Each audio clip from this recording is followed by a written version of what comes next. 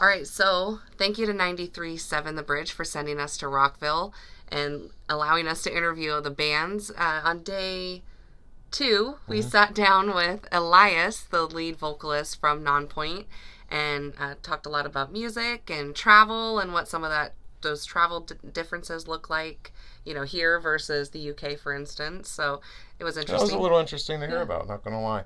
And then I tried to have my Nardwuar moment, and it completely failed. So yeah, that's in there. But it was a good day. We had a lot of fun. Yeah. And we got better with our recording, so the audio did get better. Yeah, slightly improving. We're getting the hang of it. Yeah. Let's check it out.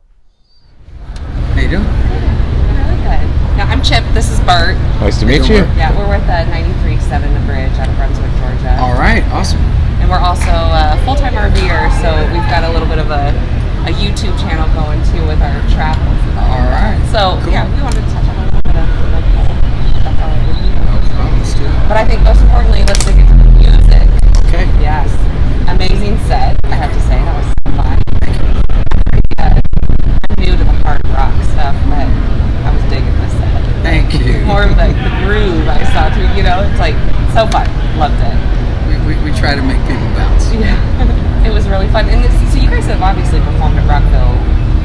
A while ago, yeah. A long time ago when they first got started. But it's been a minute. So Yeah. it's good to be back. Was it good to be back? Especially because you're originally from Fort Lauderdale. Is that Yes, right? yes. Grew up in South Florida. So how's it feel to be back doing a pretty amazing, big, huge festival in your home state? It was good. We're in the middle of a run, so everybody's warmed up and feeling good. We're doing 30 minutes is real easy, as opposed to doing an hour and 15 every night. So I don't imagine. it was nice to throw it all out there in 30 minutes. Yeah. Very cool. Very cool. Well, and we were checking into Heartless, the EP album, a little bit more, and I gotta say we're big fans of Wanna Be King. Oh, very cool. Yeah. It's that perfect, it starts out with the palm muting, opens up, the drums fading in, you got it's just, move your head, it's great. Thanks, man. Thank you. It's really fun. We loved it. So how did that all work too? And congratulations, by the way, too, on 361 Degrees Record. You guys creating that label. How has that been for you guys? Just having more creative control over the artistry and the distribution of the music. What's that been like for you guys, and how have fans responded? It's a learning process. It's definitely a lot of relearning how to do things and learning new models and new ways of delivery. New deals are just things are really different. When it comes to an artist can do by themselves with services like Muse and DistroKid and CD Baby and stuff like that. For us, coming from a major label model, we wanted to make sure that we had a strong enough team to continue some of those channels that are already there. So we built a small team, rebranded, and hit the gas. That's awesome. And have you seen a reaction from the fans, or how are people responding? Well, we have that control over. Yeah, we're able to move when we want to move. It helps us stay nimble and allows us to drop things when we want to, and move quickly when we want to. When we see an opportunity on the horizon, we don't have to move a gigantic machine in order to do something like a small release or an EP or something like that. It was always a struggle to ever put out an EP, and now we've got 3. Yeah.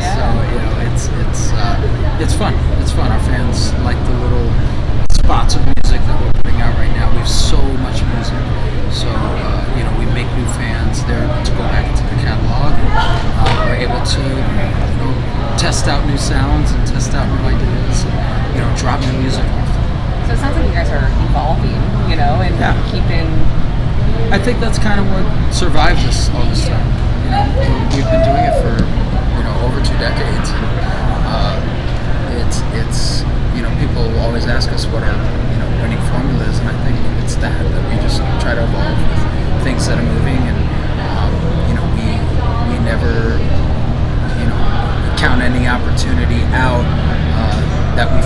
is going to help us, scale or help us, continue to grow too.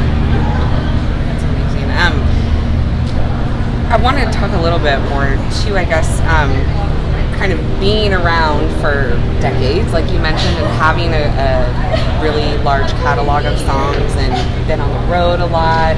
What's your favorite type of venue and performance to do? I mean, is it festivals like this? We saw that you guys were at breweries before and really all over the place. But I like up and close. That's great. Yeah. Shows like this, I think people get to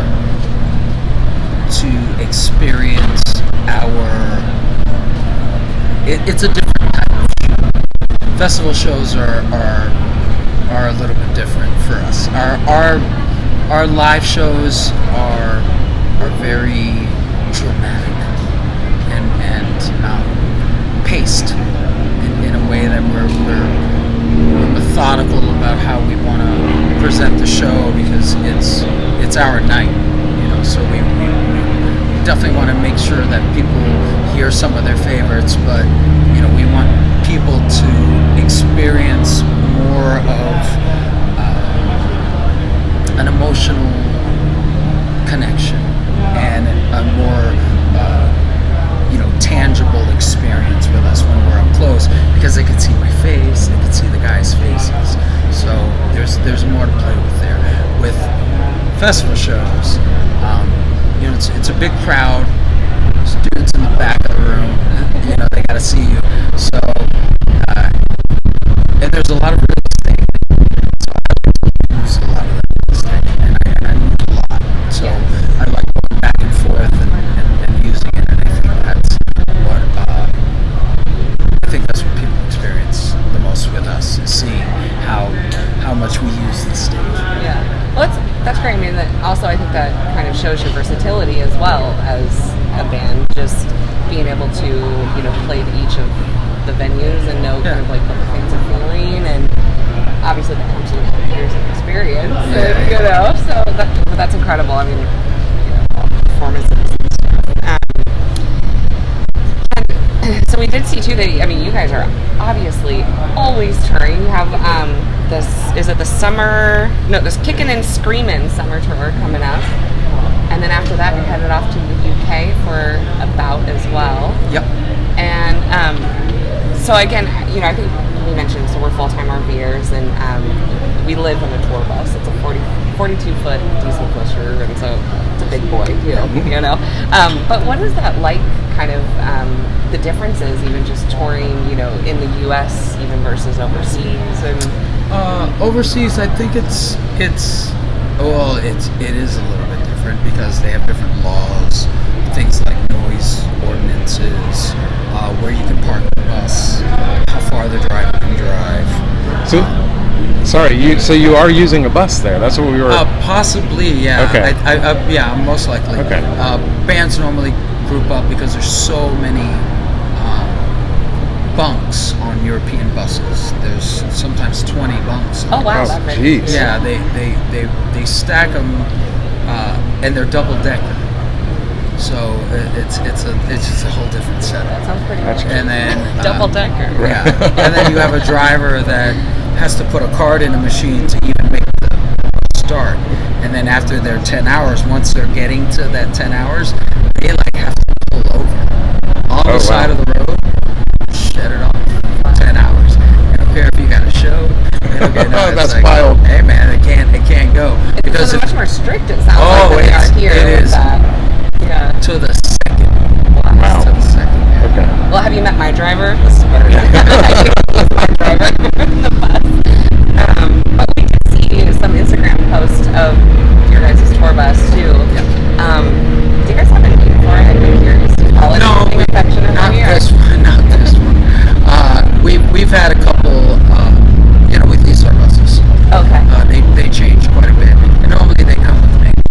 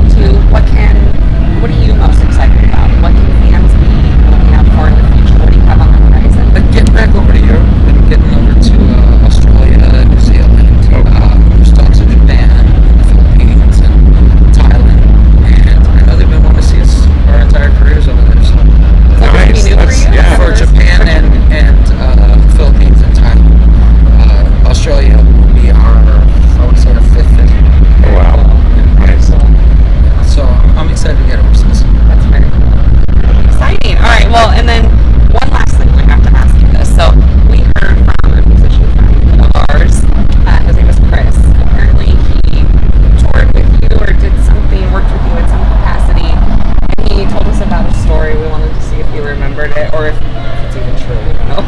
But so was this about 10 years ago? Or 10 years ago. At the machine shop, is that in Flint, Michigan? Is that right? Did you go to get some food or something, and potentially have a little scuffle, or maybe some? Was it chicken? Said you got robbed for chicken? Did you get robbed that, for chicken? On the way back to the venue? Is this not ringing a bell? No, okay. No, I knew it. I knew it. No, I didn't get robbed for chicken. I did not get mugged. No. That's what we heard. We were like, what? This is the craziest thing. Okay, well. No, We didn't know it was true, but we're like, that's kind of interesting. What, Chris from I can't remember the band now.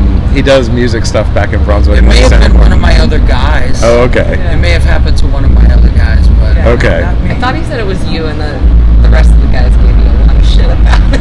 Yeah. Okay. Curious about it. Yeah. Well, sorry about that. Yeah. We took a risk on that. We did. No, it's all good. I now that I think about it, I have to ask Rivera. Maybe I did, and I don't fucking know.